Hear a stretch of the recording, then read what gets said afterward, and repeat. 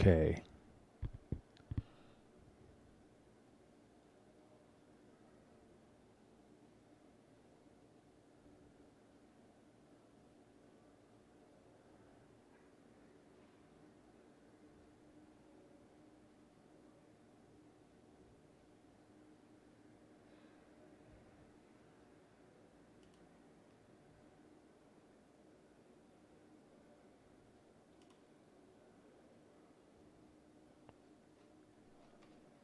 Is this actually working? I don't know.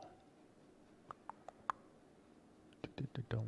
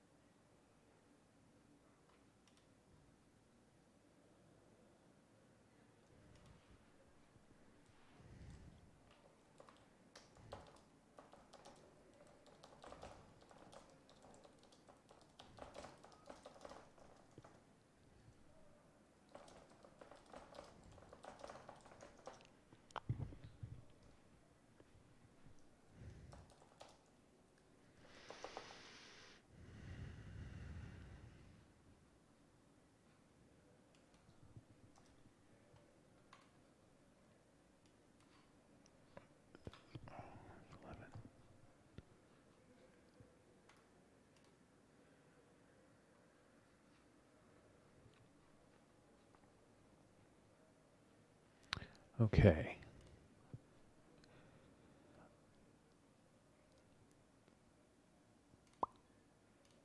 Okay, and test if we have audio. I'm not sure if you guys can hear me. Let me know if you guys can hear me.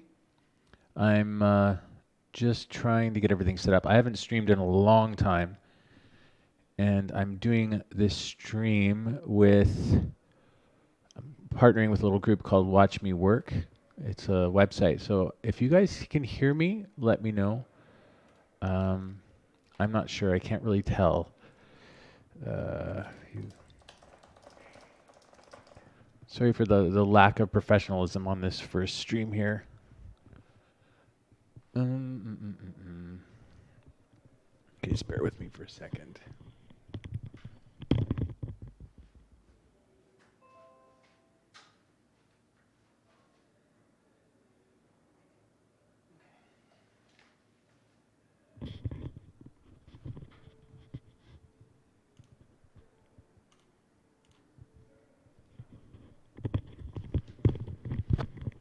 Just testing here. Okay. Okay, you guys can hear me. I can't hear myself, so I don't really know for sure. Oh, wait a minute. Okay, good. All right, I can hear. Cool. All right, so officially the stream doesn't really start until 1. I mean, this is just a real test run. I'm going to be a featured streamer on this site called Watch Me Work. And I'm not really, this is my first time doing it, so I'm not really sure of the format. We're just getting our head around it now, but I'll just pull the website down here. It's basically where people stream and you can watch other people as they work. There's less of a requirement for chatting, and I think they partner you with multiple streams at once, so you can see a number of different streams at the same time, I think. And I also think that most anyone can stream if they want to. So I'm not. They didn't ask me to plug them or anything, and I'm just not really sure of what the format is. Hey, Pachelovic, it's been a long time. Thanks for showing up. So, what am I going to do? Yeah. Anyways, it's been a really long time, so I'm glad you guys. I'm glad anybody cares. So I haven't done a real stream in it forever, but also let me know. I'm not sure if we want to do. I'm using a new streaming platform too. I'm using the OBS, Open Broadcast Streamer thing. So I'm not sure if you guys want a webcam or not. I have one here. Hello.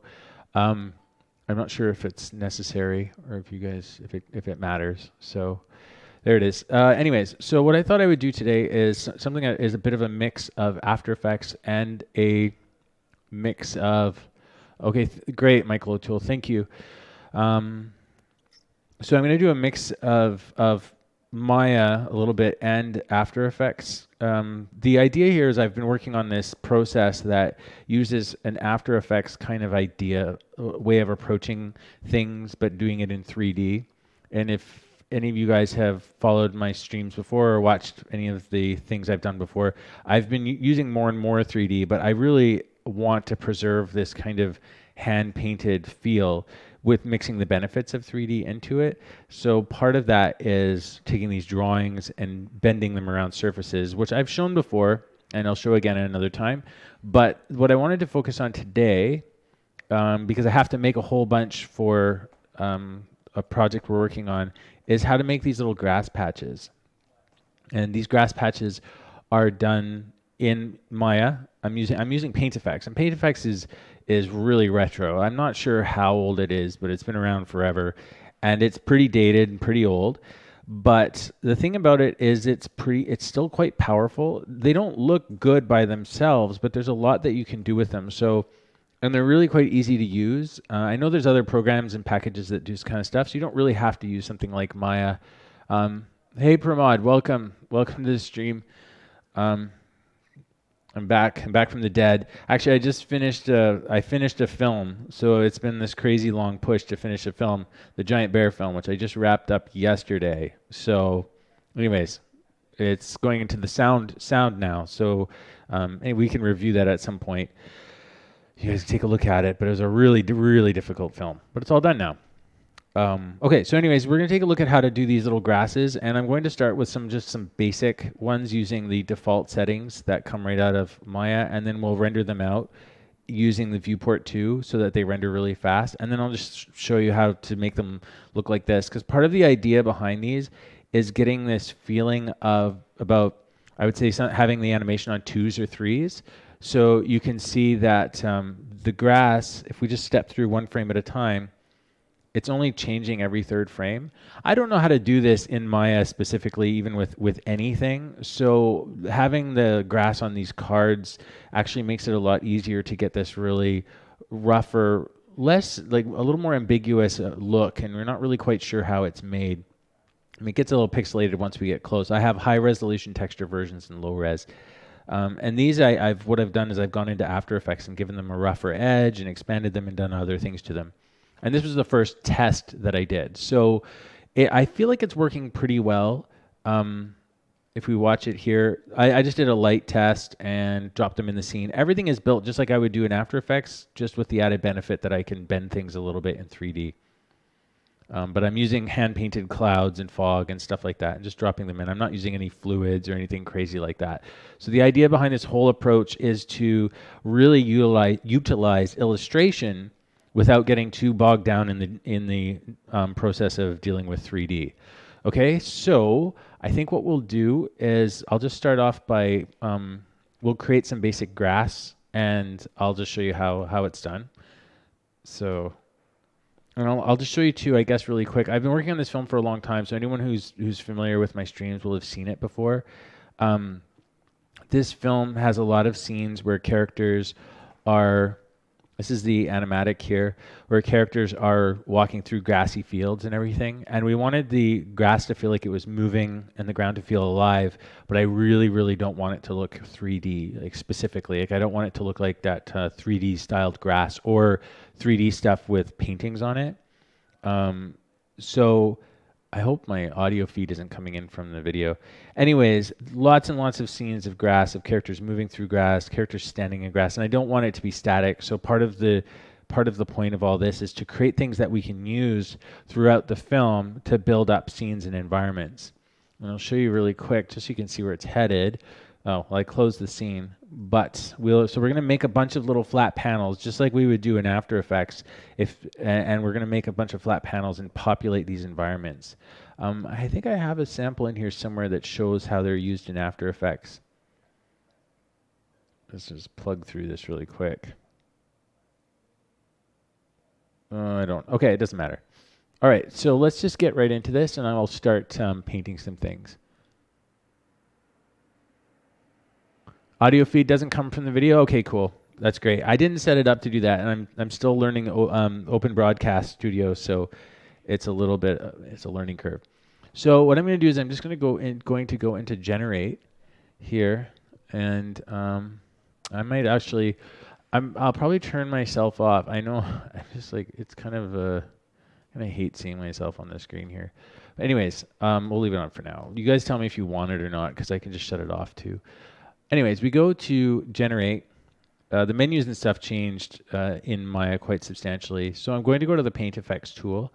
Actually, we'll go to something where we'll get a brush. So I'm going to get a pre-existing brush. And you can go to this thing called the Visor, or the content browser. It used to be called Visor. A lot of things have changed recently, so I'm still getting my head around things. You can go to plants, and they have a whole bunch of different plants. And usually I start with these kind of things to get an idea of how to make the plants and the grasses that I want. So let's say if we grab this plant, for instance, and we just start painting it, we'll get this little patch of grass or patch of plant, and it looks pretty awful to begin with. So that's it, default. So it has like little flower. This one has little flowers and stuff on it. I think this is a pea plant. I don't like to use these ones from the start because they're really complicated and it's hard to adjust the attributes to fix them. If you go into your attribute editor, you can get all of the information on the actual plant itself. So it's in here where you can really change everything. It's not the most intuitive interface. I don't know if any of you guys have actually used something like I don't know, like the View, the Tree Maker program, or like I've been using this one here, Speed Tree. It's a lot more, it's node based, it's a lot more manageable. Okay, Pachelik, you want, all right, cool. Anyways, so sorry guys, I'm just glancing up at this at the chat every now and then. I'm a little bit bad with that stuff, as any of you who've followed me knows. I'm pretty horrible at staying on top of communications. My brain just doesn't seem to have that channel plugged in. Anyways, so this looks pretty bad to start with. Most of the stuff coming out of Paint Effects will look bad. Your options are all here on the side, and it can get a little bit, it's just like a giant list, essentially, and you can just start adjusting and playing with things. Now, you're not going to get the most beautiful results in the world, but it can still be very powerful. So we're going to start with grass, though, because it's simpler. It's a little bit easier to manage. So we'll go back to the content one. I'm going to go to grass. It's somewhere here. Here we go. There we are. Grasses. And we're just going to go, I'm just going to grab this dry blowing grass. I can't even tell what it is. It's funny, they haven't really, I don't think this aspect of Maya has been updated in years. Okay, so now we have this dry blowing grass. And as you can see, it looks pretty terrible. And what I'm going to be rendering this is I'm not going to be using Maya's software render, because currently the software render is the only thing that grass and stuff is actually rendered in. So Paint Effects are rendered in. So, okay, so someone's saying if Forester is in Cinema 4D, and that's a program that you can do this in. So you could use the same exact process. So I imagine there's probably a million ways to do this, and we're just going to focus on one method, which is the method I know the best because I know Maya right now. I'm not sure. I know there's something in Blender that does it as well, but I'm just not sure of all the different programs. So we're not going to actually, I don't want to use Maya's software render. So typically if you want to do Paint Effects, you would use Maya's software render. And I'm just going to do a really basic thing. I think this should show up. And you'll see kind of what they look like. The Paint Effects can get a little bit mushy because they're not actually geometry. So you see that there, rendered right there. You know, it doesn't look horrible. But it does have this, like, you can see these fading steps. If you see these little circle steps and everything here, that's like a really common artifact to to Paint Effects, especially if you start adding flowers and things with petals and stuff like that, which we will get into. But what I'd want to do is I'm going to build this thing up, and then we're going to turn it into geometry. Hey, Spinnerita, welcome to the stream. Thanks for coming. It's been a real long time, as you know, and I'm trying to get back streaming. Again, just to like jump back on this one last time, since Spinnerita, we've been hanging out for it feels like years. I'm doing these streams through Watch Me Work now, and it's more puts me on a more official schedule and everything like that. And anyways, so we're trying this new thing. Okay, so and I better double check here on the Watch Me Work page because I'm not sure. Again, this is my first stream with Watch Me Work, so you have to bear with me. I'm jumping around a little bit. I think I lost my stream page for Watch Me Work. Oh no. I'm gonna go back. Sorry guys, this is a little distracting. Is it 3 a.m. in Sydney right now? That's crazy. Okay, guys, sorry. I'm going to log into the page, the Watch Me Work page, because just bear with me for 1 second. I'm supposed to be streaming on Watch Me Work, and I feel like I just lost my... I don't know. I've never done it before. All live streams. I don't know how to do this. I don't know how to do this at all. Sorry, guys. I'm actually just trying to get on. I'm right here. Okay, so I'm in here. I'm streaming. There I am. Okay. I can't really follow what people are saying on this thing. Oh, okay. So there's people here too. Hey. I haven't been ignoring everyone. I've just been looking at YouTube and the Watch Me Work one at the same time. So this is a little bit, it's a bit trippy, to say the least. So, okay. So I'm going to just try to make sure that I can watch both of these. What happened? I just lost the thing again. Sorry, guys. I had it for a second, and then there it is. Okay, and I will try to keep a handle on both streams if it's possible. I'm not quite sure how this is all working. Hey, Pub Euro. I don't know everybody's names here. So anyway, sorry. Hang on, guys, and then everything's going to be okay. All right, great. Okay, so we're here. All right, great. I have both screens up, so I can see both chat feeds. Okay, so anyways, what I'm going to do is we're going to take this grass and we're going to turn it into geometry. We're going to add our own little textures to it, make it look nice, and then we're going to render it, and then we'll bring it into After Effects and treat it up a little bit to do some things with it. So this will be at first like a little basic grass patch that we're going to do because I just want to start nice and simple. So you'll see that if we go here, these are the tabs. If we go under growth, so when you first open the paint effect, you want to go into the grass dry blowing tab. It'll be there. And then we're going to go to, I think, where is it? It should be under grow or something. Oh, tubes. It's a little weirdly unintuitive. Surprise, surprise, it's Maya. It's a little unintuitive. I'm going to drop the steps down to 8. That'll reduce the detail. And here we can change the master width of the brush, of the main thing itself, but that's not quite what we need. Let's go down here. I want to also taper this grass off. So you see how it was all fat at the top? So this is where we can create the silhouette, I guess the form of the grass. Okay, so you see that there. That's probably too thin. The main thing I want from this, though, is I'm going to get some nice looking grass, and then I'm going to get this really gentle blowing. And this is the thing that I really love about paint effects, is how I can get this organic blowing effect, which I can then use all over the place. And it's not easy to make in other programs. So we're going to go into growth, and all we have for growth is branches. So if I turn this off, well, it looks like we have branches and we have the primary tube. And under branches, we can change how the branches look and behave. So branches are basically the little clumps. So if you see, if we turn branches off, we just have one tube. And then if we turn them back on, we get these little clumps. We can turn them off to get the basic grass working first. Okay. I might fatten it up a little bit up at the top. Or make it more like this. You can make if you click that little arrow, I didn't know about that arrow forever. You can make this bigger, and it's a little bit easier to work with.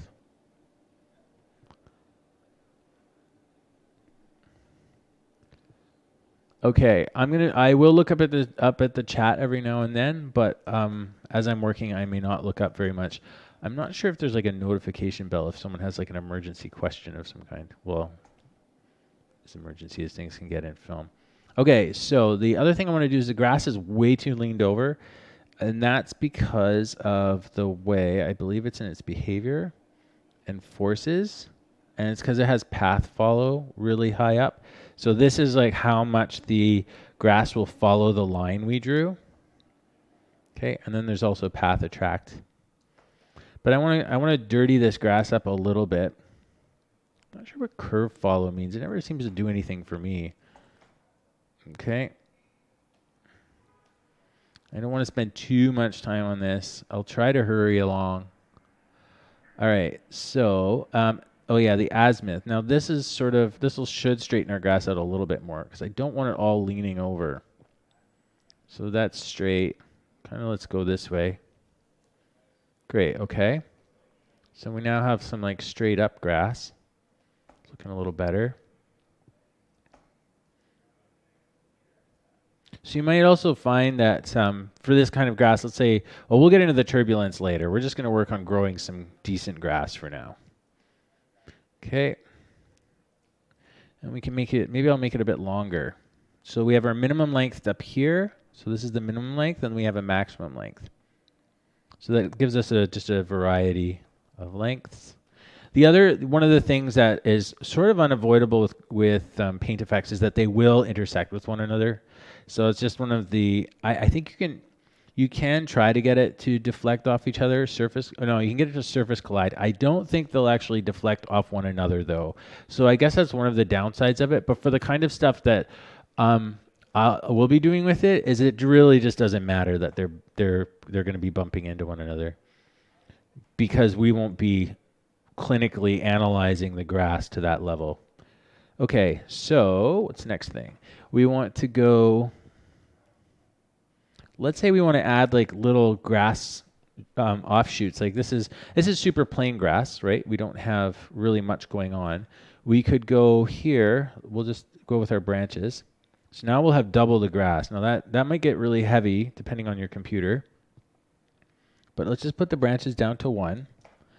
And I'm going to start the branches. Oops. I'm just going to make less of them. And then I want the split depth. Kind of weird. I can change when the branch happens. So it's kind of a little hard to see at the moment. I might let's just reduce the number of grass pieces. There. So we can actually see what's going on. Okay, so we have our branches. We can change when the actual split happens, where it branches off. I'm just not quite sure. Let's put 2. There we go. So we now have 2 branches, and you can see where it's getting little splits in it. I do want something like that because grass typically has a root, and then grass is rarely, especially when it starts getting tall. Grass isn't just like a straight thing that comes out. It's not like your lawn grass. Like usually has like a stem to it and it breaks off a little bit. So we're going to try to get just a little bit of that feeling. So the depth, we may want to increase it so it's not that much. We want to have just a couple of splits. So there we go. That might be too much, but we'll see. And then we need to change where the split start and end is. Doesn't always. No, I'm still, you know what? I'm not the best at this program, that's for sure. Okay.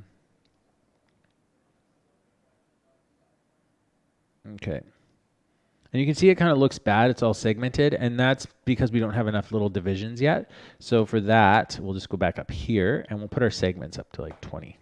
Okay. There we go. Now, remember, when you are putting your segments up, you are going to get more. It's going to change the look of the grass, and that can be really frustrating, especially if you've gone and worked something out and then now it looks terrible. So that is something to be wary of. So I might have to just go into behavior forces and just change this a little bit, or it might be under the azimuth thing. We do have gravity enabled, which we could turn off.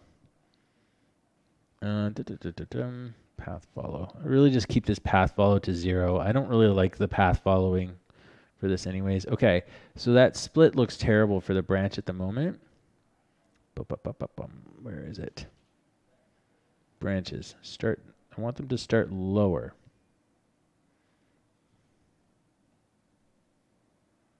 It's weird how this works like that. I thought you would think that the branches would start. I could say where the, I mean, I guess that's the split depth. That's like how early on it splits, I suppose. Definitely no master of grass. Let's get a little dropout going on. Split size decay. Interesting. Okay. Middle branch. Nope. That does look pretty good though. In some ways, looks a little fuzzy grass. This stuff takes a while to get used to. Definitely. Anyways, regardless.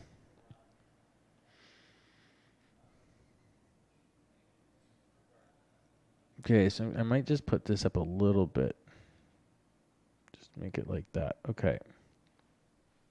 I just want to get something that's varied enough. Now, the other thing that can happen is when you have a lot of divisions in your grass, you'll get this really annoying twisting. I do not know how to remove that. It seems to be something that just happens. You'd think it's in spiral or something, but it's not. I'm not really sure why that happens exactly. Just elevation max should be up here. Elevation minimum could be here. And I'm going to reduce the number of segments because I thought 40 was good, but what's happening is the grass is twisting in circles. I don't like it. It's like doing this like corkscrew thing. So we'll just keep the number of divisions like that down a little bit. Okay. Oh, it's Colin here. Hey, Colin, you're here. Wow. Well, welcome. Welcome to the stream. Okay. The time. Pramod, if you're asking about the actual stream times, this is like if I'm doing the watch me work thing, which we're doing, it's always going to be this. It'll always be 1:00. 1:00 on Wednesdays, Eastern Daylight Time. So it'll be this time, at least for now, until we figure out, we work into what streaming is going to look like and other things. But for now, it's just going to be, we're going to start with this one time slot. So I hope that helps. All right. Okay. So we've got this grass that looks kind of okay, I guess. I'm going to get rid of, it looks like we have a couple of, the dropout is not looking good. Okay. I don't mind this. I don't really like how it's splitting up at the top. It's sort of annoying. So maybe I'm going to do 2. See if what that does. How do I get rid of these stupid top splits? Okay, well there, that looks better. Okay, cool. So that's okay grass. I mean, it's not amazing, but it's okay for now. Okay, and then we'll just add some extra. I wish the split angle. Okay, and then it's kind of limited. Like you don't have that much control over it. Oh hey, yeah, no problem, no problem, guys. I'm just trying to. I don't know how to pronounce your name. Republico Angel Antunes. Welcome to the stream. Okay, so next thing, let's say we've made this like really basic grass. Like this is fine. We'll turn our count up a little bit on it. Actually, let's do 4. Okay. Now for right now, it's a little bit too fine tipped. It definitely feels like a little. It's a little skinny or something, and it's probably those branch splits I did. I mean, maybe I went down the wrong route for the grass. Like this is just plain up straight grass, which would be fine, which we can do a pass of those, and then we can mix it with our branched grass, which is like that. So it's a little bit finer. And maybe I'm going to increase the width a little bit on this. Okay. And this, just go a little bit fatter. There we go. And the random, we'll keep the random up. Okay. So now what do we do? Well, we have this grass. It looks okay. It takes a while to get these things looking good. It's not going to render very nice because you can see how those little tips are disappearing and looking really bad. So you're going to have to make it a little bit fatter up at the top. Get that profile up. and we won't let it terminate completely. Okay, better. Okay, so the next thing I want to do really quickly is, oh, hey, Siraj, welcome to the stream. Okay, for any of you on the Watch Me Work stream, I am answering to comments and stuff on the YouTube stream as well. So that's probably, if you're wondering who I'm talking to. Okay, so what do we want to do? The next thing we want to do is convert this to geometry. And if we convert this to geometry, we can start doing stuff with its texture a lot better. If you look into Paint Effects, Paint Effects has certain things here where we go branches. There's something here, where is it? I'm trying to remember where the coloring section is. Sorry guys, it's been a little while since I've done these. I'm basically on the next, oh here we are, shading and stuff. Next little while here doing these. Okay, so this is the base color here. So this will change the color of the grass's root. And then the tube shading is color 2. We can turn it more to a green or something. It doesn't really matter for now. This is just sort of where we're starting. So you can see I've changed the color of it. Great. So now what I want to do is I want to just change the way it moves. Let's just change its turbulence. We have grass wind, which is great. I'm going to turn up the frequency. I think it's up.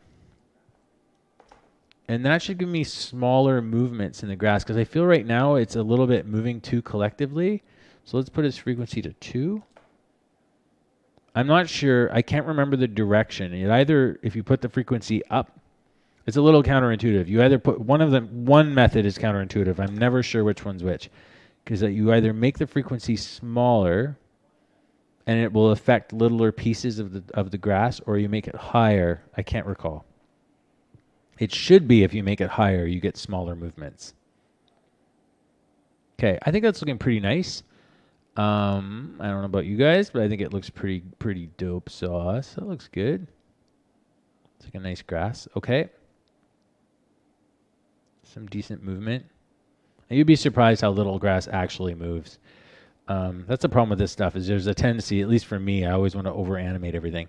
So the other thing I've been doing, like we have this store on that we run, and we're selling assets. And one of the things I didn't do in the original assets, which I'm going to be updating and fixing, is having the grass start still and then move and then stable out again. So that way they're a lot easier to loop.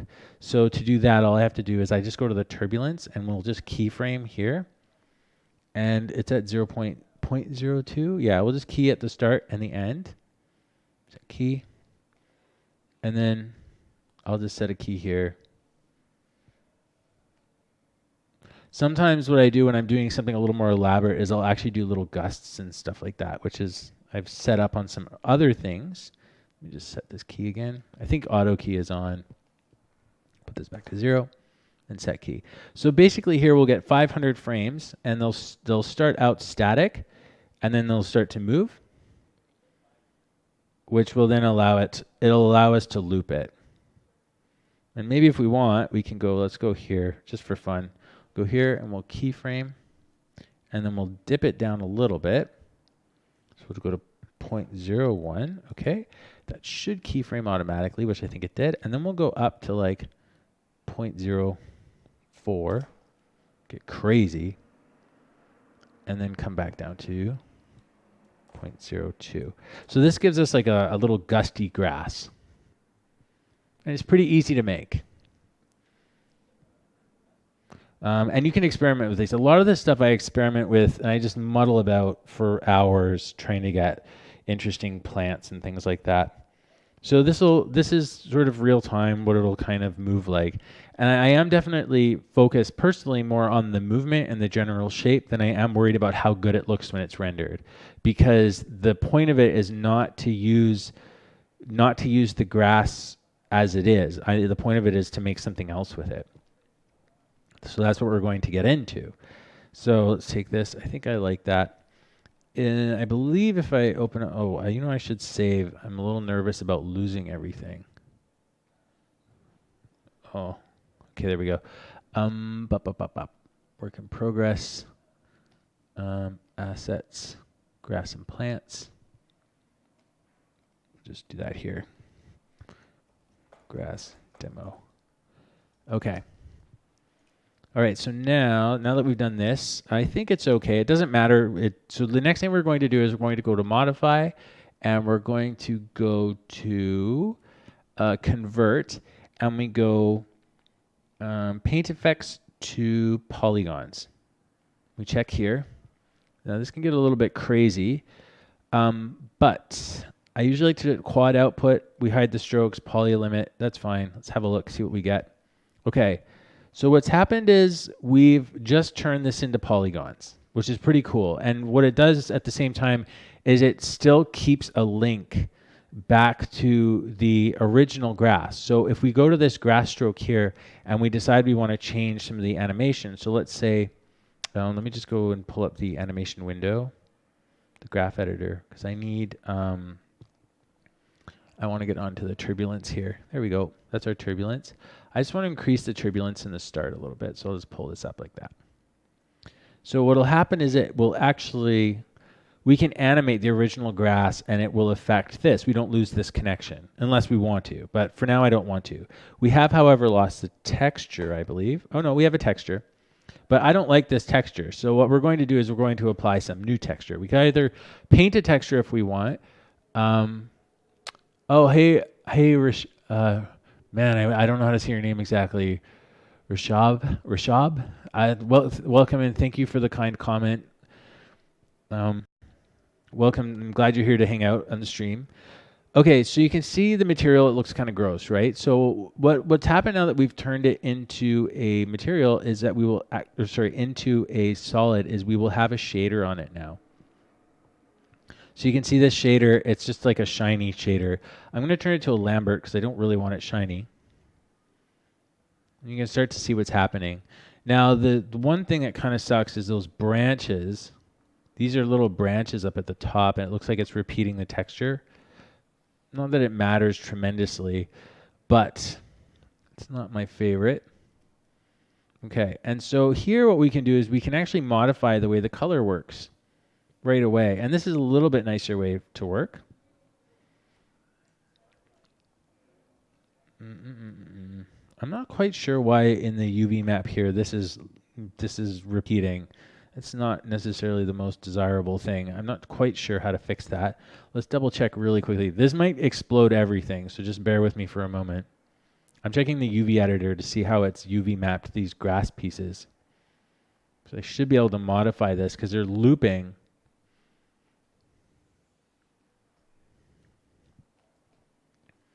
Okay, so I can see that they're in this sort of repeating mode. Just gonna double check the shell here. Like, what does the UV shell turn the smoothing off? What are these guys? Whoa, this may explode my computer. I'm not sure what this is going to do. I'm gonna try to get these guys down here. I don't want anything up outside of this. I do not know what this is going to... I've never done this before. Exactly what I'm doing right now, I've never done this. I've never modified the UV maps of all these guys here. But I'm trying to get it because the branches look terrible at the moment. And it doesn't really matter they're grass. We just want them to have something down their length. So it looks like I got everybody out of that weird repeat. There we go. I think that looks a bit better, except these guys look terrible. These branch pieces here. Is it possible to, I don't know. But most of them look better. This is because of branching, because it starts the branches from scratch. So we can go back here again. Oh, we don't want to go here. Modeling, UV editor. I know there's a faster way to bring stuff up. I'm just being a little bit. So this, I don't think we're going to be able to fix this easily. This has a lot to do with these guys all being, like there's probably, I don't know how many of these things are. There's probably so many of them. I have no idea how many UV maps. There'd probably be one for every object. Okay, so I'm not going to get into this because this could go on forever. The main thing is because I mostly want the silhouette. I'm just trying to show you some of your options that you could do here. You could texture this and make it look a lot better, which I have done, which is I guess I usually don't. The branching, well, the one way we can fix the branching actually is if we go into the color and we make these two colors more the same and we get rid of this guy. Then what we get is just more uniform grass, which isn't as fun. But we'll lighten this up a little bit up here. Let's make the tips a bit yellow. That way it won't look as bad. Okay, and then we'll just darken the bottom just a touch because otherwise it looks terrible. But again, I want to show you the point is it doesn't really matter what it looks like. Okay, so we have this grass. Technically, we would probably want to randomize the texture or the material and things like that, which I'm pretty sure we could do. I can't remember, but anyways, again, it's not really the point.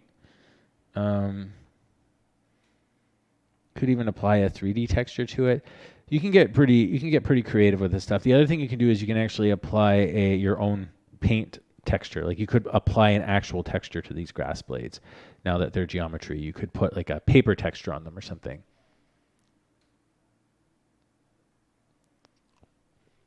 Thanks for watching the tutorials and stuff. I'm sorry I've stopped on them. It is always a thing we want to keep doing. So anyways, the interesting stuff. We have a couple new people working at the studio, which is part of the reason I'm able to stream now is I have a lot more time I can focus into this. So it is a big priority for us, as I've said before. It's very hard to follow through on, but it is a thing. Okay, really quickly. So I've enabled, if you saw, I turned on ambient occlusion. So what we're going to do with this grass that we've made is I'm going to just make it look a little bit nicer for inside the render engine.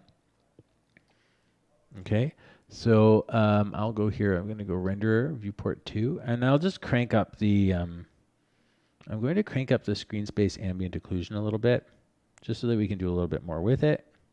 I'll increase its radius. Filter will just leave what it is. It doesn't. We don't need to over filter it. Just enough so it looks soft. Okay, because I want to render this in viewport. I don't want to render it in something else. Because viewport's super fast. I can render all these 500 frames pretty fast, okay? So we have this looping piece of grass. Again, it's like the color doesn't look interesting. It's not beautiful in any way, but that's okay. So, because that's, again, it's not the point. So the next thing I'm going to do is just set up a camera. So we'll just move along here. Camera, there we go. And pull this back. Usually with the cameras, when I want to render these for like a paint effect, or sorry, for like a tile or something, I'll put the angle of view really low, so the camera is really zoomed in, and that just flattens out the detail a little bit. You notice how the grid, if you watch this grid, as we decrease the angle of view, that's essentially like putting a telephoto lens on. It really flattens that out. We start to lose all sense of perspective. So I just want to keep a little bit, because I really want the bottom to be nice and hard or nice and clean, so that I'm not getting grass halfway up. Okay, so the next thing we need to do is we need to set our resolution of what we're going to render it out as. So I'll probably do 2000 by 1000 maybe. Okay, and we'll go close. And then I'm just going to click on this thing here so they can see where the grass is sitting. Okay, so that's not ideal. I'm running a lot of empty space, so I don't want to be doing that. So I'll crop it in a little more. So 800. Oh, it doesn't. Oh, actually, I forgot to put that on. There we go. Okay, that's better. But I could probably go a little lower. I'm going to just tip the camera down here. And then I just scrub through the animation to make sure the grass doesn't pop out of the frame anywhere. Okay, cool. Now, you can do a lot of other things with the grass too, just really quick, just so you know. I can add other types of stuff to it to randomize it up a little bit, especially if we're on tubes and we're on behavior. I can do other things like spiraling it, like give it a little bend here. And you can see, even though we have geometry now, it's still interactive, right? I can still do a lot of this stuff. You can add other displacement. I don't really recommend, the problem with these displacement things is they can really cause glitchy animation. So you really want to double check to make sure it's not glitching out your animation. Like if you make really complicated plants and stuff, it can do really weird things. But I'm just giving the grass a little bit of inconsistency in its structure, so it looks a little nicer. I'm going to probably try to break out its length a little bit. So what we have is there should be a pressure mapping. If we go to the stroke here, there should be a pressure mapping here. And with this, the pressure mapping is like how hard you've been pressing the pen the whole way through. Oh, Spinrita, this loop method. Oh, yeah, the loop brush is great. It's just like it's a little hard to predict. I just find if you just kind of kill it off and start over again, it's fine. Okay, so I'm adding a little bit of variety in the length mappings of this here. Now you can change what the pressure mappings do here. Like I've got it set to scale. This is by default, scale and tubes per step. You can just put it to scale or width or whatever you want.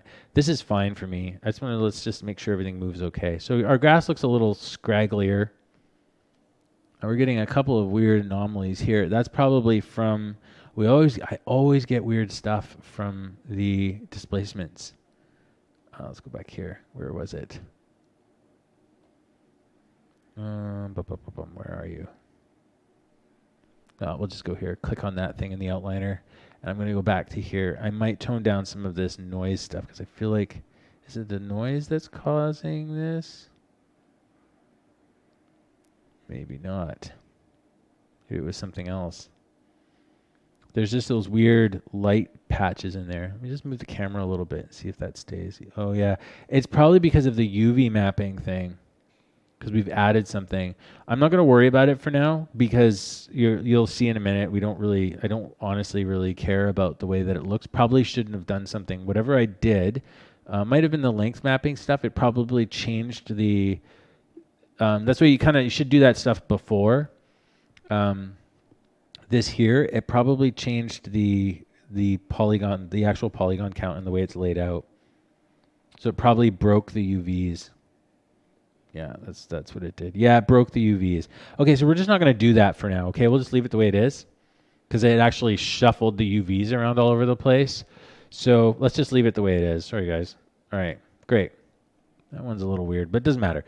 Okay, so let's render this out. That's a lot of frames. I'm not sure how long 500 frames it will take to render, but it should render almost as fast as it plays.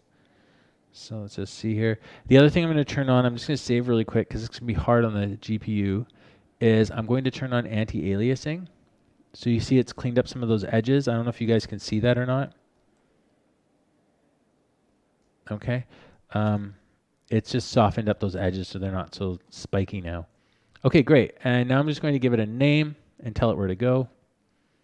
So I'm going to render a PNG sequence because we don't need a lot of really deep information. I'm going to call this like grass plain. Very plain. It's not, there we go. Grass plain. And then I'm going to use the output transform like what we're seeing here. Because really what happens right now when you use the viewport 2, it can come out really dark because it goes into like a linear, it can go into a linear color space. It'll be really dark looking. So normally you have these different, I think by default it's in raw or in log. I can't remember. Anyways, I just do this. Again, we don't want to get too deep into all the 3D stuff and the options. We want to try and keep this simple. That's the whole point of this, is to try to keep the workflow simple and enjoyable.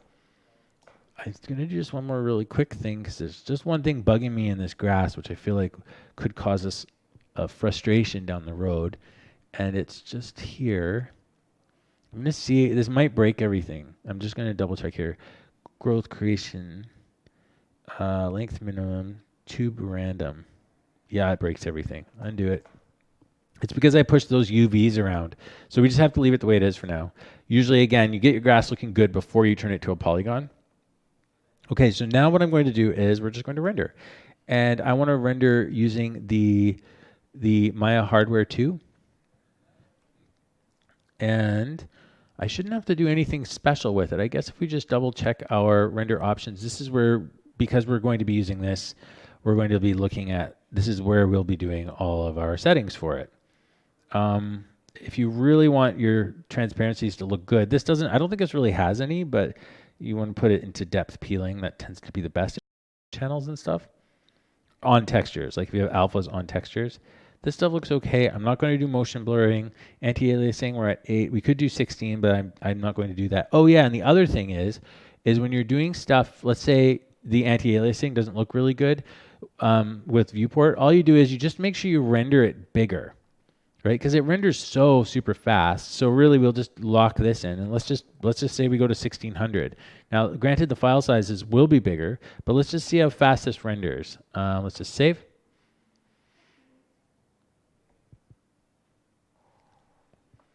We do have. I keep saying this. We do have new tutorials coming. I've just done a bunch of painting tutorials, and another tutorial on modeling a paper puppet. So we have stuff in the works right now, and I have a whole bunch of archived things. So that's kind of the focus of this next year. So now, batch render. Here we go. But I have to be careful of promising stuff because we get overly swamped with everything, and I lose my ability to do everything that I want to do all the time. It often happens. Okay, so right now it's still processing. So what we should see fairly soon is the rendering should start. Okay, so the rendering has started. Oh, it's completed. Oh, you know what? I forgot to set a frame range. Sorry, my bad. PNG, sorry, I'm an idiot. There we go. We want to do one, we'll do to 500 and see. I don't like to do less than 500 because 500 at about 24 frames per second is only about, well, it's just over about 15, 20 seconds. Oh yeah, we want to make sure we're using camera 1. Sorry, I really missed a lot of things here. Make sure you're using camera 1. Okay, make sure we're going to do 500 frames. We'll see how long that takes. Maybe too long, but we can always start using them before it's finished. So we'll go render. Let's go batch render again. Let's see how long this takes.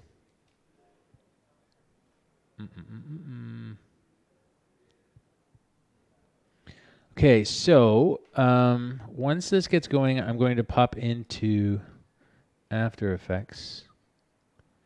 Let's just turn this off, this guy away. This is another guy that I did a tutorial on that you guys will be seeing soon.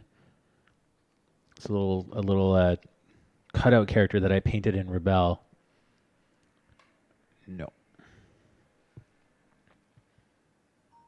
All right. Okay. So it's rendering. And you can see right now how fast it's rendering. We're already at frame 7, 8, 9, 10, 11. It shouldn't be that long. It'll be about 800 seconds, I suppose, around that. So let's go into After Effects right away, and we'll just kind of let it render while it's going. The other nice thing for when I'm using Viewport 2, it renders without destroying my computer. It's not eating all the CPUs up. Oh yeah, Colin, are you still down for that? Oh, someone's facing issues viewing stream? Which one is this? Oh, anyone. Are you guys having issues? It might, you know what? The stream might get weird for a minute as I'm rendering. It might be like beating up the CPU.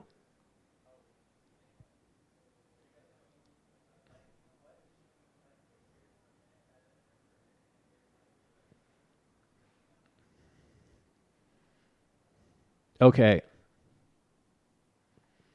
All right, well I think I'll render a few frames and then I'll stop it, okay? So that way you guys, it won't freeze up so bad. It's probably just like beating the snot out of the computer.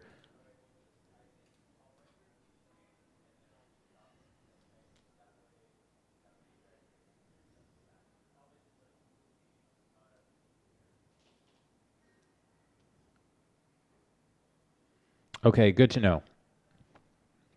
Does the does it keep stopping freezing or is it better? Okay, well you guys let me know. Keep me posted.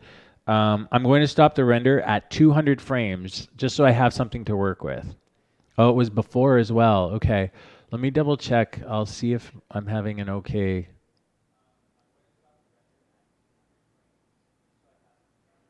It says my stream health. Oh, it doesn't. I don't know what my stream health is right now. It doesn't say. Oh, it's saying red. It's probably red. It looks like. Okay, I'm gonna stop the. We only have 50 more frames, and then I'll stop the render, and then let me know.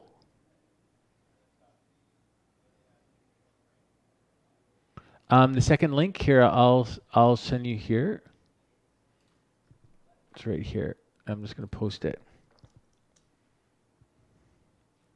Okay, guys, I'm gonna stop the render in 20 frames.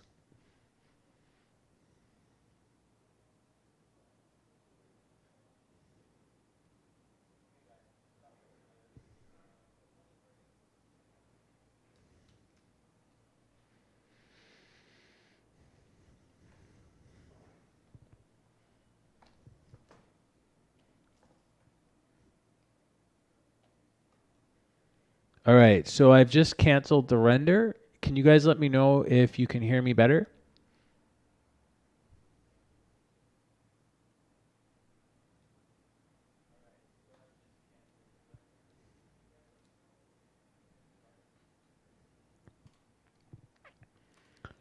All right. Okay, so now, okay, we're going to go grab the grass that we made. Oh, wait. I think I'm in here. Where is it? Here it is. Okay, we're in here somewhere. The files are awfully deep. Production, right. 3D, Maya, this, going to images. Okay, there they are. They're right here. So usually what I do after I have these images is I'll just actually go in there and I'm going to move them. I don't usually like having them in the main Maya images folder. I mean, it's okay. It's just a little bit messy. 3D Maya, it's just the default place everything goes is images. So I'll just grab these and I'm going to put them in a little folder. Oh, come on. New folder.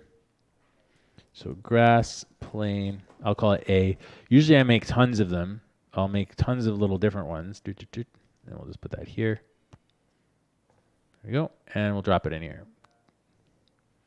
And then eventually I'll move it out of there. But so we'll go here and I'll just pull this in right away. Cool. Okay, cool. Things seem okay now. Great. So I'm going to set the frame rate of this. Well, we're in After Effects now for anyone that may have missed that.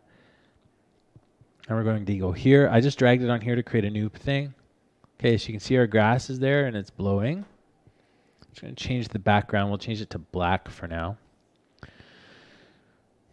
Okay. So you can see it looks okay. I mean, well, this is half res. Full resolution is that. So it looks all right. It's at 4K. It rendered really fast.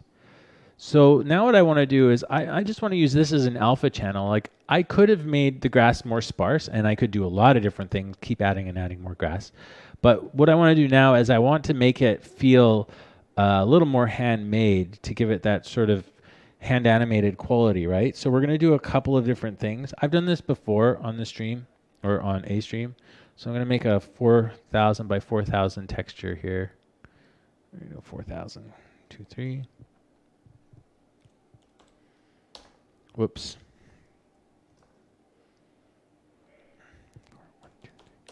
Okay. And we're just going to call this. There's lots of different ways you can do this. But I'm going to start by grabbing in a texture, and we're also going to go to here. So one thing I can do just to start, if I want, I'll just go to layer. I might use layer styles because they're fast for me, but if layer styles are slow for you, don't use them. The first thing we'll do is we'll do a layer style and do a gradient overlay on this. I'm going to edit the gradient. We'll do a nice dark here, and this one we'll do light on the tips. Maybe desaturate that a little bit. Let's go kind of more into the reds here. And then maybe something in the middle.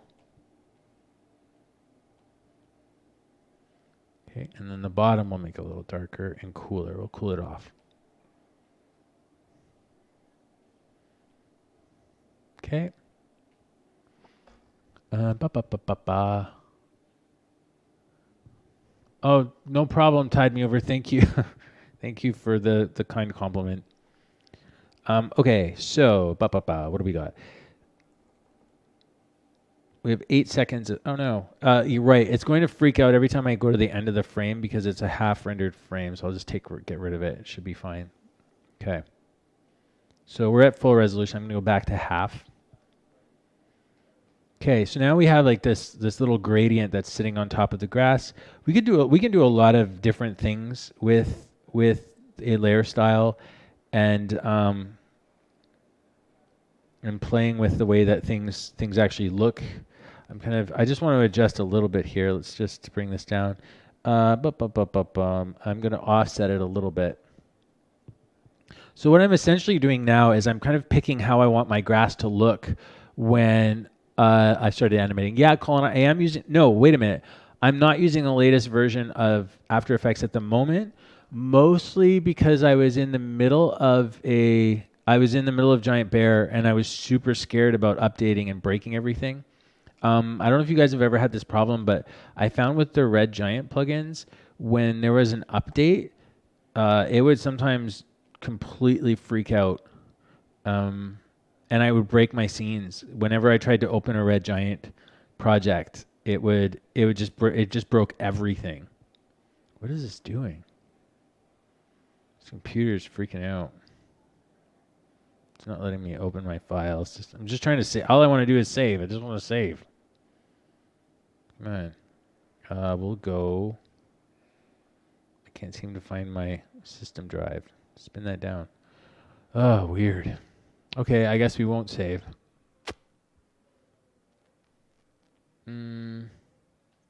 Weird, it won't let me. Okay, that's fine. We just won't save. Okay, so next thing I want to do.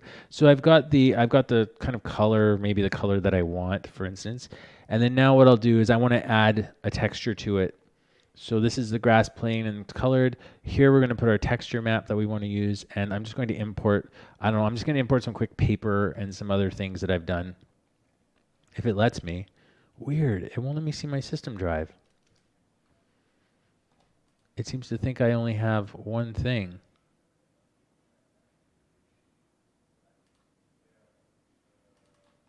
What is your trouble?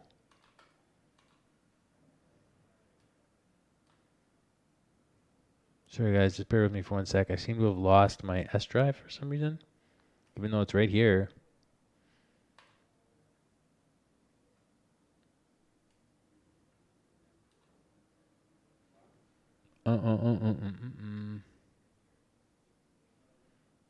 You've had Puppet Effects lose coordinates. Oh, that's awful. Sometimes when they do major updates, I remember one time I was working on a film and they did a major update and it actually completely messed up. There we go. Weird, that was weird. Oh no, it still won't let me have it. It's so weird. I can't get to my S drive for some reason. It's super weird. I can't even import things. Okay, I can't save, which is a problem. Well, I guess I could save. I just have to save where it's going to let me. Oh, it's super annoying. Weird. I've never had this bug happen before. Sorry, guys. This is kind of annoying. I just want to save my file. Maybe I can just step up one at a time. I don't really want to save it on this drive, though. I want to save it on my S drive, but it won't let me. Okay, so I'll just put it on the desktop for now. Grassy. There we go. Saved. I'm going to close this. I don't know if that'll make a difference. Okay, so let's open it up again. After Effects.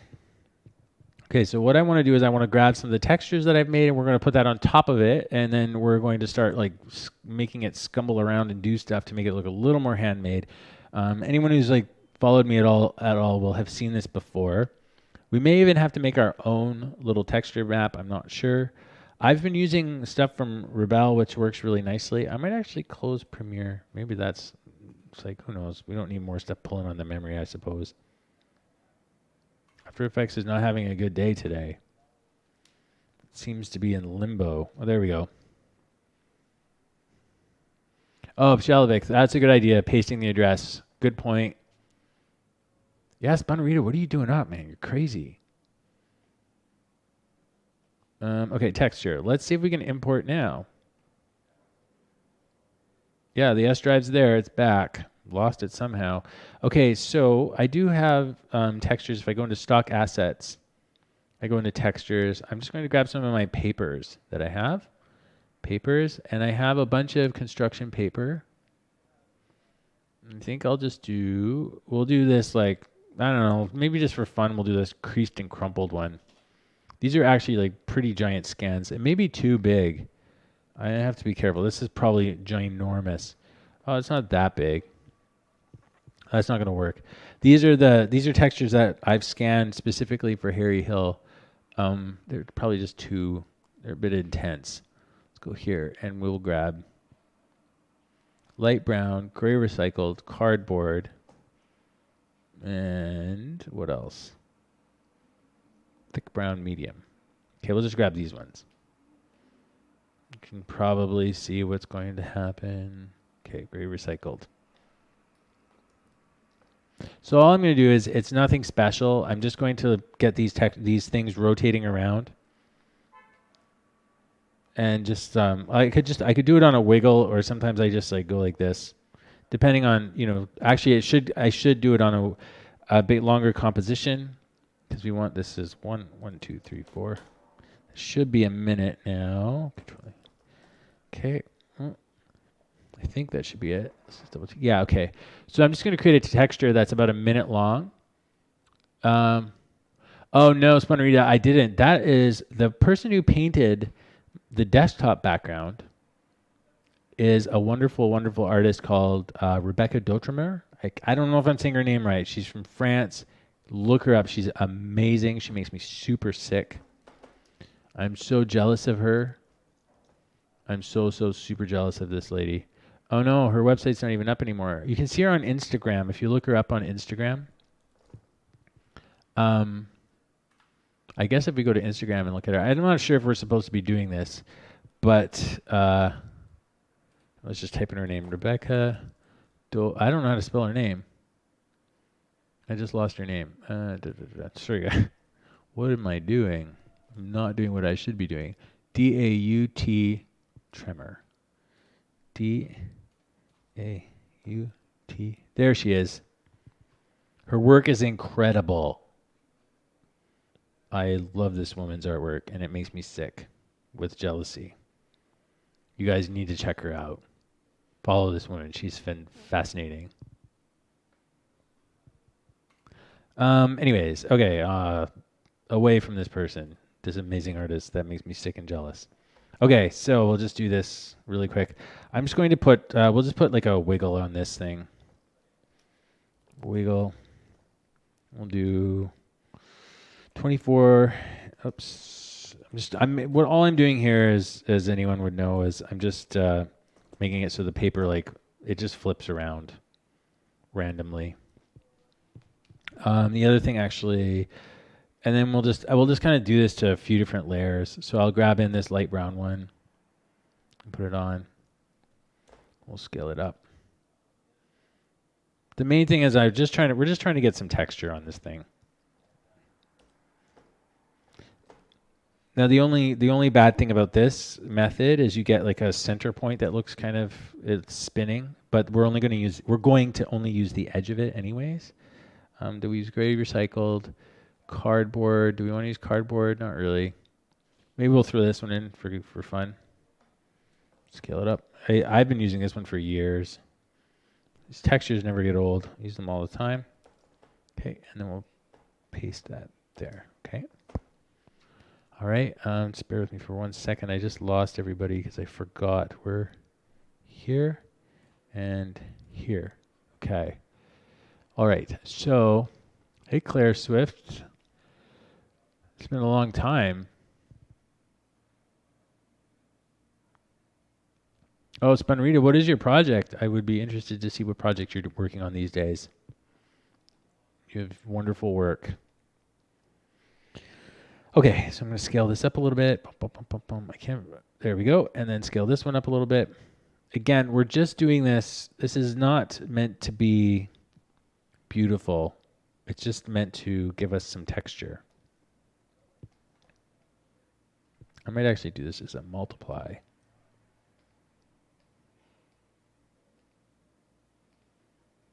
I do want to make sure that I'm not catching edges. So this one's okay. But this one's giving me edges. So usually the whole thing has to be as wide as the thing is at an angle. Anyways, this should be fine. This will be fine.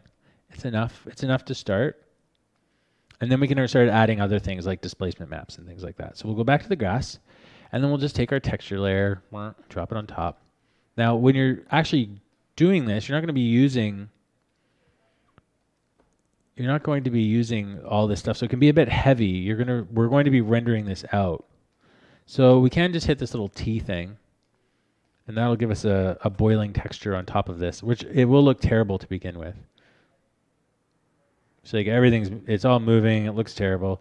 And actually, if we're looking at this, we should probably be looking at the last few seconds because we had a bit of a wind-up period.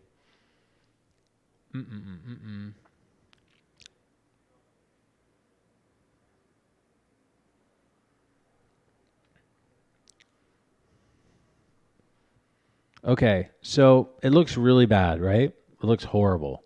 So now the next big step is we'll put like an adjustment layer. We'll put a posterized time on the top for now.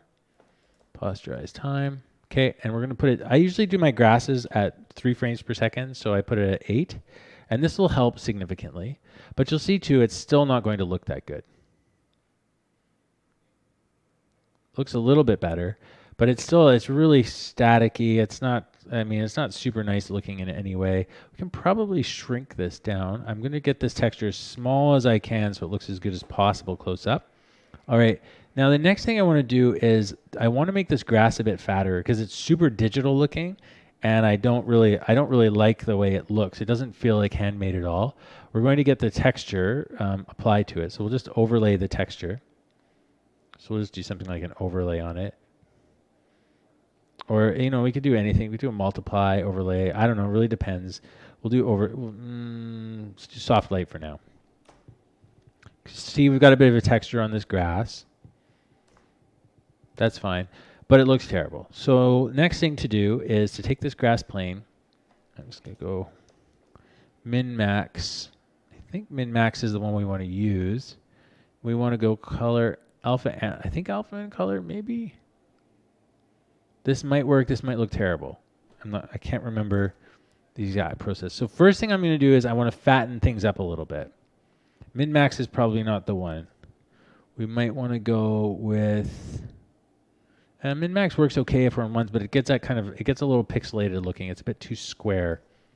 We can do a couple of things here. We can add a stroke around it, which will give us kind of fatten it up too. We'll do that first.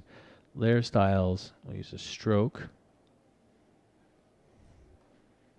And we'll actually use the layer style as a cutout, which you'll see in a sec. So, stroke. I'll go to the stroke. And we'll do our gradient somewhere else because I want to thicken this up because right now it looks kind of bad. So what we can do here is we could just take our texture. Sorry guys, I'm jumping around all over the place a little here. Oh, a simple choker would work too. You're right. I'll show you. Let's do. Okay, I'll finish this thought and then we can check out the simple choker. So another way that we can do this is if we have this on. We can do this a couple ways. I think if we go, let's just put this to normal really quick. I just want to see something. And we go alpha matte. Why can't I see this?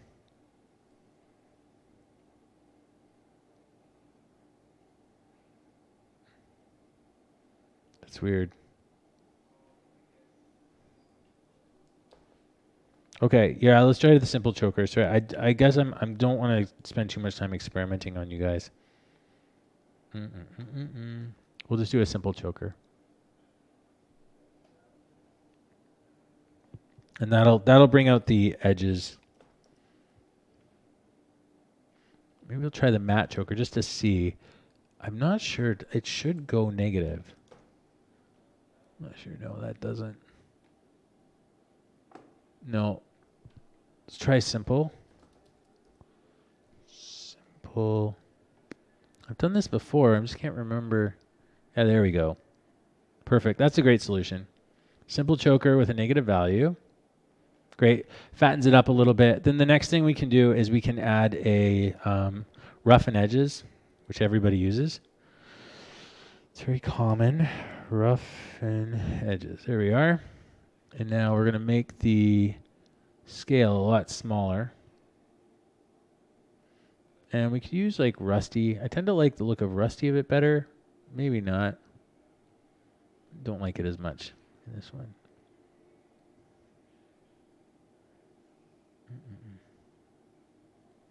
Okay. Thanks for that tip. I appreciate it. Yeah, Hero Studio. Thank you. Yeah, you're right. The simple choker is a much better. It's a nice and fast. I can already tell already. Okay, so let's just double check what our full res looks like. I might want to. Hopefully, this doesn't crash anything. That looks okay. So it's looking better. I think I might increase the scale a little bit. We'll see.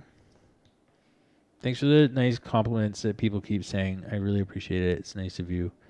Fractal influence. That's right. Edge sharpness. That's fine. Let's turn this edge border up a little bit and see what that does. I mean, that's okay. I don't mind it like disappearing a little bit here and there. So it starts to look a little more interesting for sure. We could possibly put the choke out even further. I think like if we really wanted to make nice dense grass, we would, or not dense grass, but I think what probably would be good for this kind of a look is to reduce the amount of grass, which we could do and just render it again. But I don't want to kill this stream on you, but if I go to here and we just reduce the number of, where are we? Here we are. Twos per step to like 2 or something. So if we have that, and then we render another one, and we just throw the random up. So we just change the what's it called? The seed. We do something like that. Then we can have like multiple grass things and start stacking them together, which we can do here anyways. But it's a little bit dense. I think for a really nice effect, this is a bit too dense. The grass is a little bit dense, but that's okay. So the next thing we want to do is we can either take the roughen edges, and we could run like a time on it, like an evolution on it. Or one thing to do too is the evolution usually looks very specific, so we can just offset, which is what I do sometimes. We'll just like pull this all the way to space, to some kind of crazy number. That should be, we'll see how well that looks. And then we can add like an evolution. So I'm alt clicking and I'm just going time times 100. So what we should get there is we should start to get kind of a noise on the edges. We don't have to do it this way because I also do it. There's also another way to do it. Let's get rid of that. Let's just play this back really quick.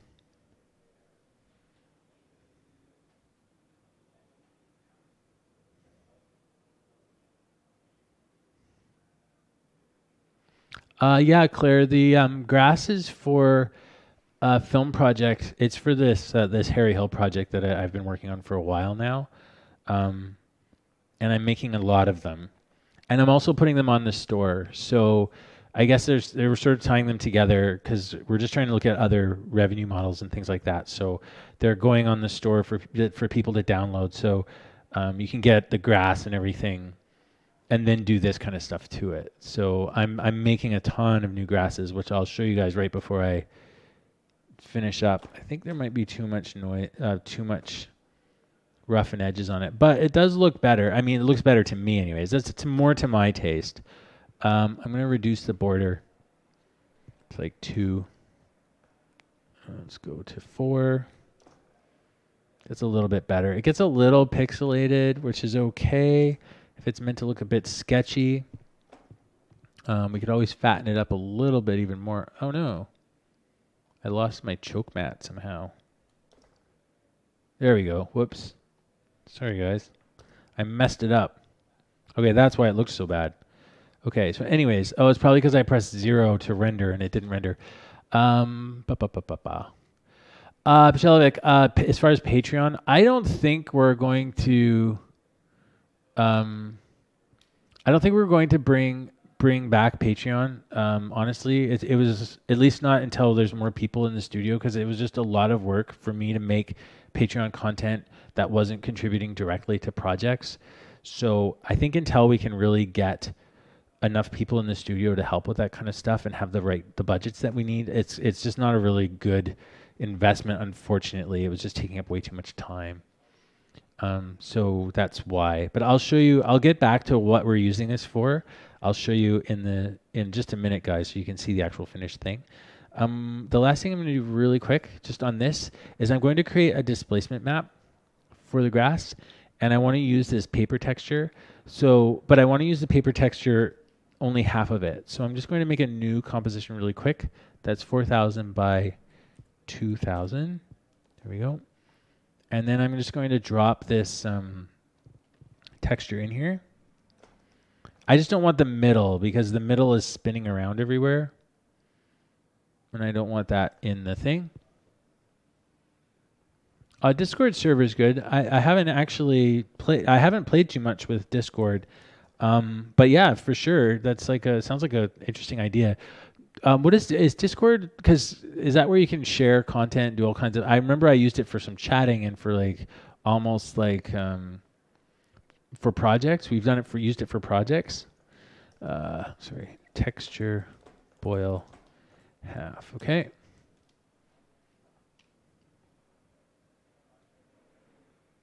Okay, well that's good to know, Claire. If it was mainly the rewards and stuff or the additional stuff that just was killing me. It was just taking so much time and we couldn't find a way to keep up with it. Okay, so this texture boil, just bear with me for 1 sec. We're going to be using this as a displacement map. So I'll just go here with the effect and I'm going to go, I'll just tint it black and white, I guess. And then I'm going to put a curve on it to make it a bit harsher. There we go. And with the displacement, we'll see if this works. It might not look good. I've not done it with this specific texture before, but what we can do is we can take this whole thing, and maybe I'll just do it to the whole thing like this, and we can apply a displacement. I've been using displacement maps a lot, especially on the last project we did. So I'll pick this texture half boil layer, and I can set it to we'll set it to something ridiculous so you can see what it's doing. So essentially it's using the black and white values, or like here it's saying red and green, but you could use luminance. It shouldn't change it much to create a displacement map. I use it for like water and things like that, but sometimes it can be a good way to pair a texture boil with an actual offset. So if I just put it to something little like 5 and 5, so it's not too crazy. When we actually watch it play back, this will render pretty slow because the images are so big. These are all 4K.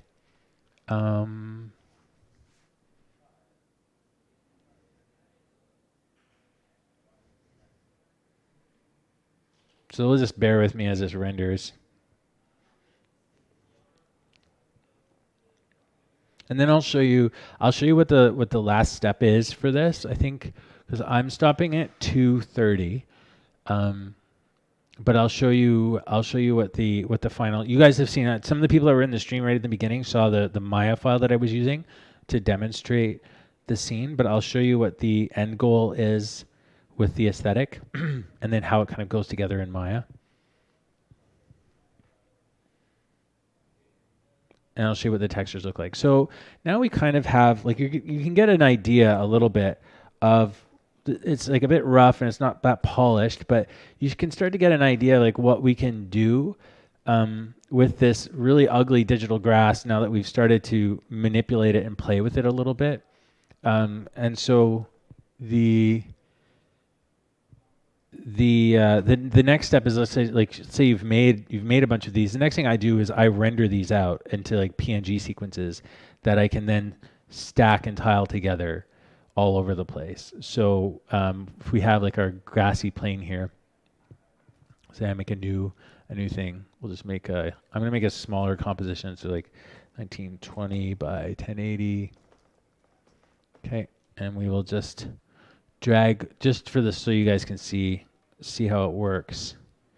And we'll shrink this down. Bonk.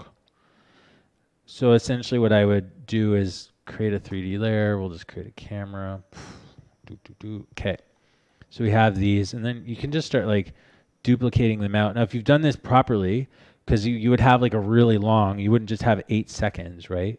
You can, so usually I do a whole bunch too. You know, there's not just one. You start offsetting the animation, and you start stacking them together, and you can shift the color of them and do other things like that. And this will be heavy right now because it's trying to take all those effects and do stuff with it. But essentially, as you start to build this up, you can create like a very nice, dense field of grass. And if you have 3 or 4 of them, you won't get all of the tiling. So I'll just flip this one. And that's why I usually make them about 30 seconds to a minute long, because then you can stagger them together. And you can also, like, we can change the color of them and tint them and stuff like that. Like, this is super basic right now. I suppose you can push them in here and pull it out. I often use these as like foreground elements to be really close to the camera. So, and then you can, if it's really close to the camera, and let's say we have like depth of field on. So it's on, but it's not very much. We just like crank it up. And then we'll just do this really quick. Layer new. We'll throw a light in here.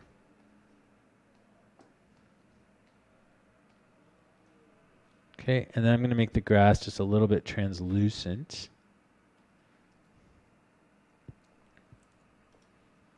Okay. Joot. I think that should be all of them. Okay, and the light's in a terrible spot. It should be like more back over here. Oh, and it's not very bright. Okay. The only reason I just wanted to, I wanted to make it so, how did I do that? Position, let's go here, we'll just push it in a little bit. Just creates like a nice little contrasted foreground so you guys can kind of see how that works. So then once you have them all stacked together, this is going to look terrible for now, but you can kind of start getting this like really cool, dense environment. And if you use enough variety of these things, I'll let that render for a second. It's going to take a bit because I'm using the full sized pieces inside the scene, which I would not normally do. I would render those out as PNG sequences. And then what I'll do is I'm just going to pull up that scene really quick that I used it in, and you can see where it goes. So we'll go into sets. And I have this vignette, which I already showed, and I'll show you the. Okay, we'll just save the grass demo for now. Oh, thanks, Hero. Studio. I appreciate that. Okay, so I'll just show you. So these things. Now, if we look at them again, we'll just get the grass up. Oops. These are the same exact things, but I did all the animation, the inside of After Effects. So like what you just saw, and I actually dropped the frame rate on them too, the same kind of thing, and I did a boil on the edges. Although with these ones, I just did the alpha channel. I didn't do all the color and everything. I just did the alpha channel. And so let's just take a quick look at the UV map, the UV editor. Oops, modeling UV editor. Okay, here. And you'll see the texture. What I did is I've got a combination of textures happening inside. I'll show you the material editor and the hypershader in just a sec for anyone who cares about Maya stuff. But I'm using layered materials. So I first made this texture here. Claire, I'm using Redshift right now. All of this I'm using Redshift for Harry Hill. So I painted these things. I painted these in Rebel just to get my nice watercolor texture. And then under that, so if I go into the material here, I've got an animated grass. So I've got a layered material, and inside of it, I've got a number of different washes and paper colors. And for some reason, I can't really, let's just see if I can, I'm going to try to see if I can pull up the actual, just bear with me for 1 second. There's an alpha channel on this texture. It's on the transparency channel. On that, I have the actual grass, the animated grass, and they're a PNG sequence. I'm not sure if they'll actually show up in here. See if I can, maybe this one? Does it show up? No. There they are. So here, what I did is I rendered out these as alpha channels, all these little grasses and bushes, and these are on the store right now, these little grass and animated assets right here. So I animated out these textures as alpha channels with effects on them that I did in After Effects, just to make them rougher on the edges and to make them on 3s So as you can see, they only switch every third frame. So I brought those in, and then inside of Maya, we'll just go to the hyper shader. Hopefully this doesn't mess up the computer. I will answer your question in just 1 second. So what I did with this is, if we'll just take a look really quick. If I go to the grass, just bear with me. Go graph network. So what I have is I have a somewhere. This isn't the right. That's not the right grass.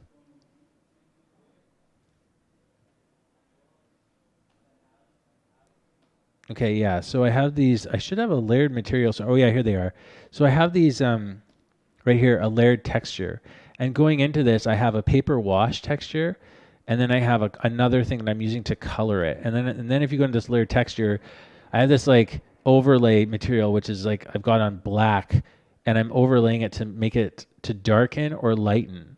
So what this allows me to do, just using a layered texture node in Maya, is it allows me to play with the play with the design of the scene, so that I can change what the grass looks like. So I know this is going to be hard to see. We'll just go back on that layered texture node here. Here we go. So if I vary this, I can change like what the grass looks like. And so to get to your thing, like, do you prefer compositing your scenes in After Effects or Maya? I do really appreciate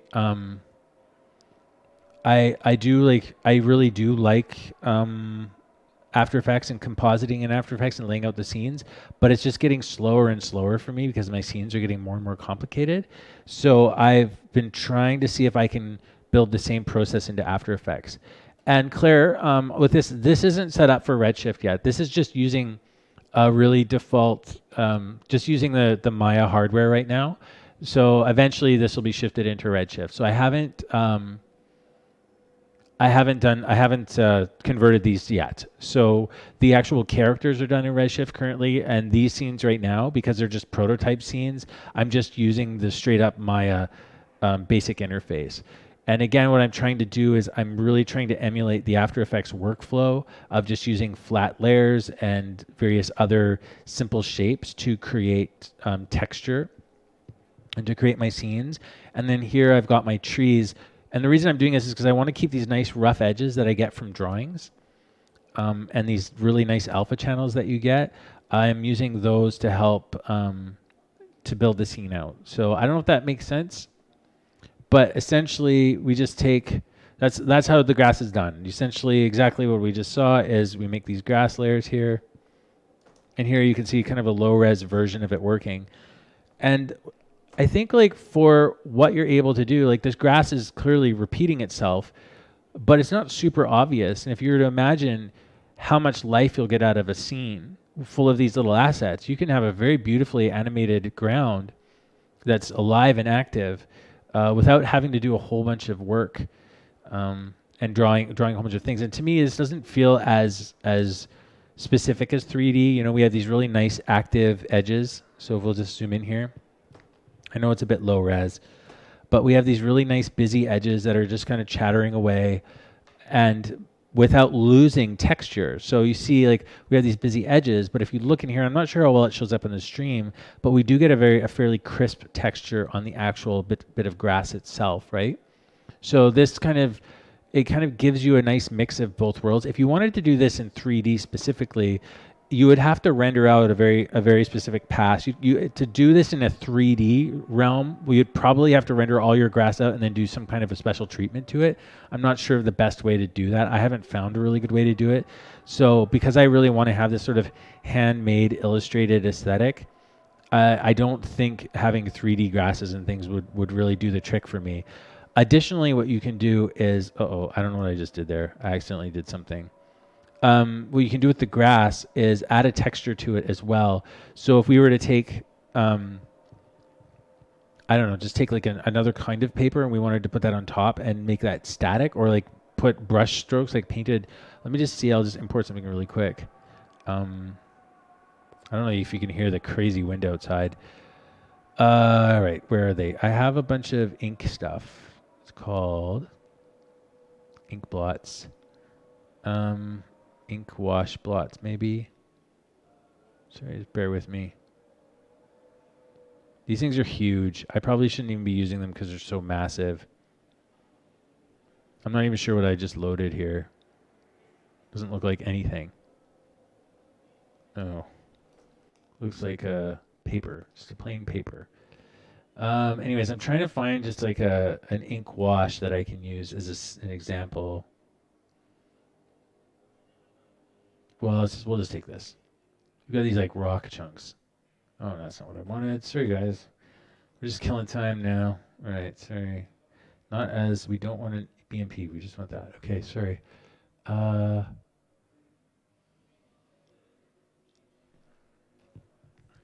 okay, so now let's. Like, I could.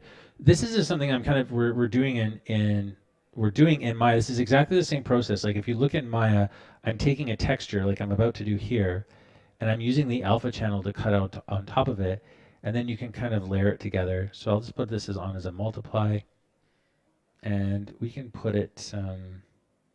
Well, we can put it like this, I guess. There. So now we have this like neat painted texture on top of it. It looks weird on the edges. Really, what you should be using is the grass plane as a. Well, you could do this. Use it not as this go through, but use it as an alpha mat. It's kind of offset. Oh, right, because it's not underneath. It needs to be underneath the displacement map. There we go. It looks bad because I think. Right. It's not cropping in enough. We need to go here. And we need to choke it -3. Just need to crop it in a little bit to get that texture. Actually, we should probably be putting that. Sorry, guys, I'm doing this wrong. That texture should be applied to an embedded version of this. Like you'd want to render this all out and then embed it. So we go here. We would take our grass plane and we would create a new thing with it like this. Then we would bring in the rock texture. And then we could use it as like either just this way. Sorry, like that. And then it'll look okay. Hopefully. Maybe it's not. Maybe it won't. Maybe I'm wrong. No, yeah. So less white edge. Or you can go normal and do track matte. And put this back to. Why is that not showing? What am I doing wrong here? I feel like I'm. Oh, that's what I'm doing wrong. There we go. So now we can do is just take this one and overlay it to. Oh, sorry. Just do like a color or something. Or multiply.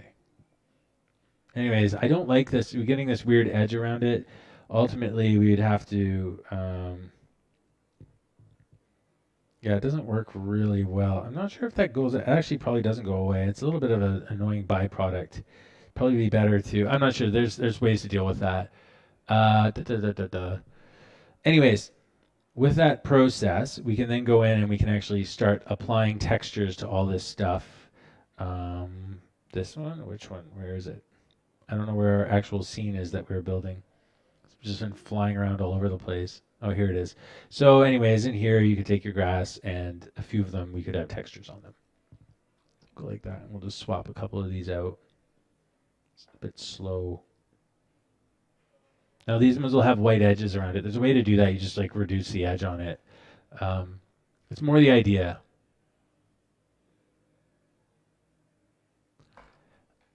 Spunrita, do you render the grass out in Maya, then bring it back into Maya for texturing too?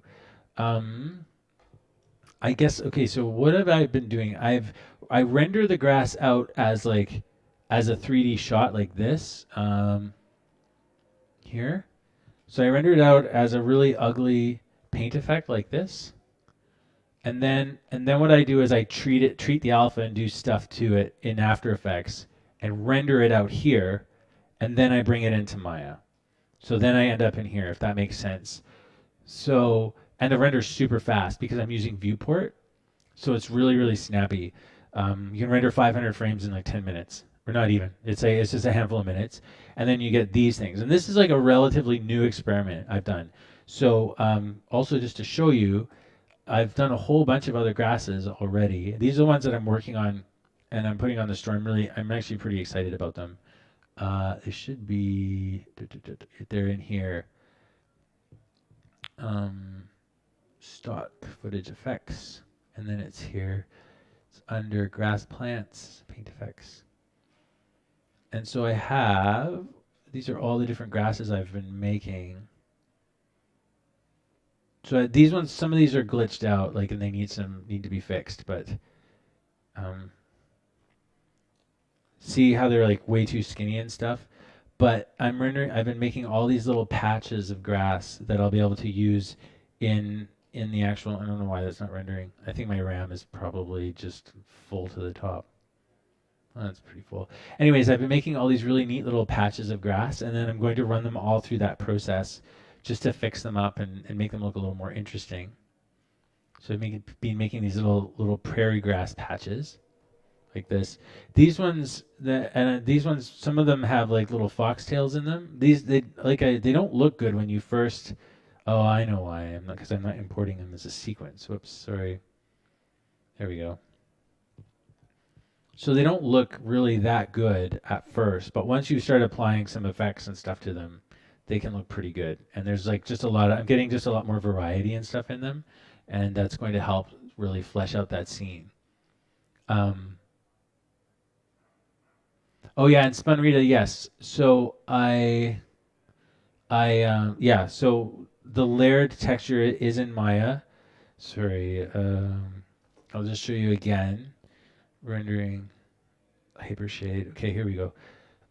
This is good. This is good. You're asking questions because I have to get my head back around how I did this because I have to make a whole bunch more of these.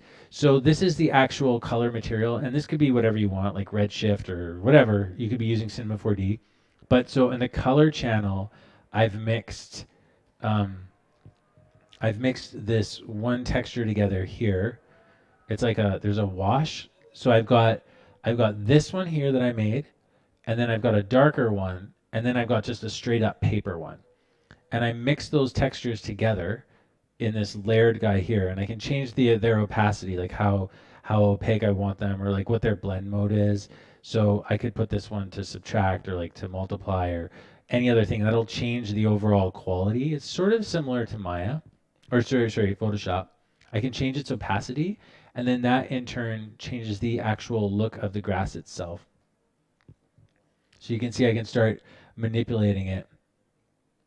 Um, sorry, where's overlay? There's overlay, which looks better. So I can start changing the way the texture behaves. And additionally, what I can do is I can add new ones. So let's say I take this and I'll put this on top. This should turn everything green. I can change this color to something, let's say like an overlay. It might take a second.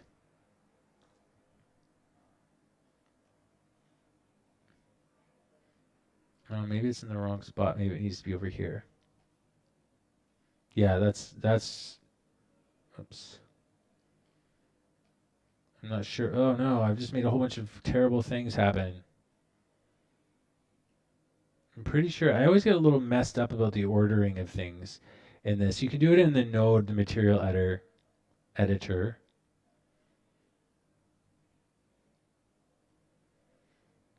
And I should be able to also do one that's just well, I could just do add. I feel like I'm losing all the texture though. Anyways, you can keep stacking things together and kind of adjusting them. Um, I'm just you can just adjust the color and play with them to create different visual effects inside of Maya here. Now there are better material editors in the world than other than Maya's system, and for some reason I don't feel like this is working the way I would expect. Like I feel like this is not overlaying at all.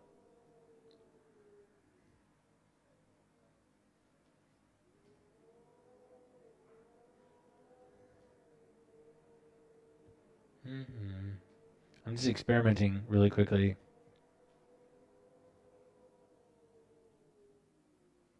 trying to find out where the bottom of this thing is. Anyways, it's a little confusing at the moment. I'm getting back my head back wrapped around it. But once you get going, it's a really fun way to composite.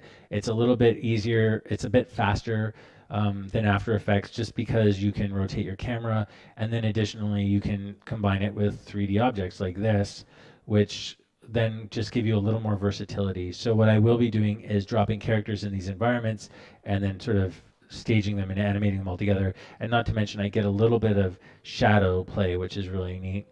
And I can push up the ambient occlusion and stuff on it too, which are all things you don't really get in After Effects. But the process is still a little bit tedious, but I feel like we're getting a little bit better and better.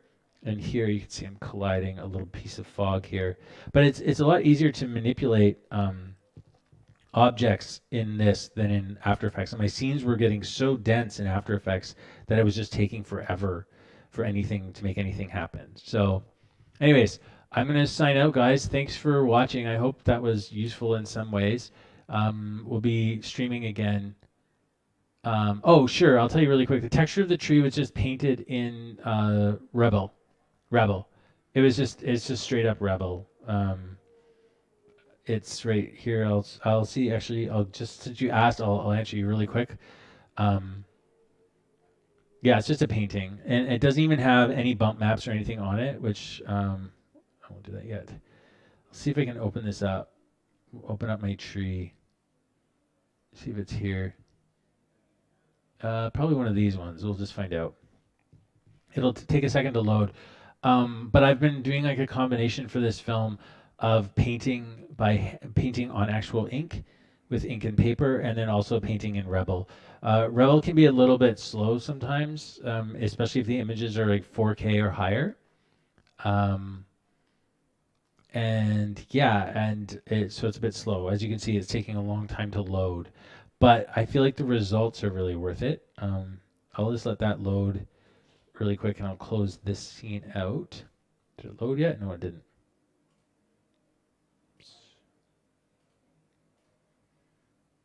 Maybe I'll show you. No, I'll just close this off. Okay, cool. So once that painting loads, oh yeah. So that's the wagon. So this is how I do all the textures in Rebel or Rebel. I never know how to say it properly, but I've just gone through and painted. That's why I take this so long, because Rebel doesn't love layers. But I import my alpha channels, and then I just start painting in here. What I also sometimes will do is I'll actually draw some. If the UVs are more complicated, I'll draw on them in 3D coat, and then I'll import that into Rebel.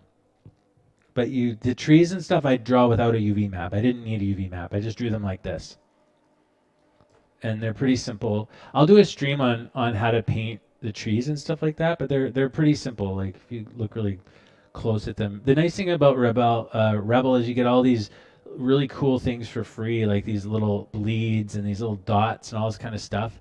There's just a lot of nice texture that results, and it's really quite quick. Um, and you get it on. These are the ground pieces. So these were some of the ground pieces that you just saw.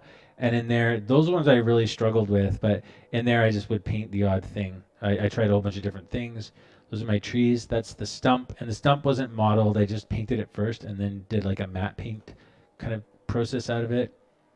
That wasn't modeled either. Anyways, and these are the layers for the wagon wheels. So the first I use this brush here, and I'll use like a mop brush really, and then for some reason then I'll just like paint something like really quick with a pretty wet brush, and I'll just sort of paint the shape and then let it bleed out. Um, and then I'll do that underneath my thing, and then after that I'll do a new layer where I paint some more shaded details, and then I'll do like a pen layer where I draw like with the pen details. It's just telling me I have too many things running. So this in here I'll just start like drawing my pen marks, and then from there I'll then do a pencil, and with the pencil I'll do some like shading stuff. So I just grab this pencil and I'll like do things where I like sample the background color, and I'll just start drawing on top like this. And then I think the last stage is like weird little splots and sploops and stuff, and that's pretty much it. Um, So yeah, 3D code. I'm really liking it.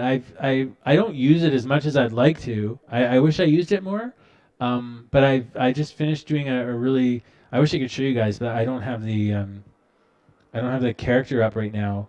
But I think they have it. Emily put it up on our ED Films. This guy, I did the same process on this character, and I painted them all the initial texture pass in 3D coat, and then brought those maps, UV maps, just like I showed you into Rebel, and then painted on them. So 3D coat was really good because this character I modeled them all first, and then I had to like do my texturing on top of them. So I'm not sure. I'm not sure if Emily took like an actual more of a close up. But anyways, the first thing for this character was like um, I drew him in. I drew the just flat. I modeled him really flat first, and so then just drew on top of him. So you can see how flat he's just flat. He has no thickness, and those little pieces I imported. I drew in 3D code. I just drew on them a map of where I wanted to follow, and then I was able to get the much more resolved textures. I just don't have this character on this computer, otherwise I would show you. But then eventually I got the more detailed textured stuff. So anyways, I hope that helps. I'll talk to you guys later. I'm going to end the stream there. Thanks for hanging out. I really appreciate it, and thank you for being so continuously patient with our slow output. We are come back every Wednesday at 1 p.m. Eastern Daylight Time, and to check out a stream. We should be at least an hour. And anyways, I thank you very much. Thank you all for hanging out and chatting, and I'll see you guys later.